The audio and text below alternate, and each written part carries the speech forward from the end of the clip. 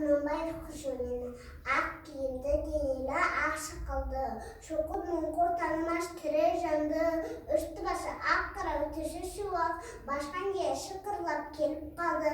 Дем алшы үшкірік аяр бен қар, кәрі құдан қыш келіп әлек салды.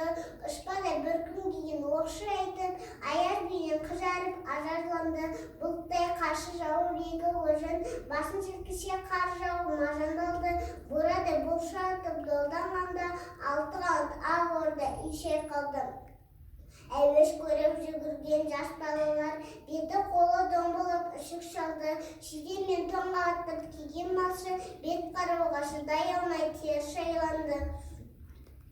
Қарт еткенде қазмас қайран жылқы, титығы қыруына азақ қалды.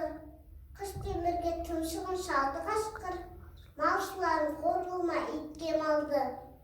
Шоныған малды жайып күзет түндер, ұйқы өртемес қайрат қыл бұш қамалды.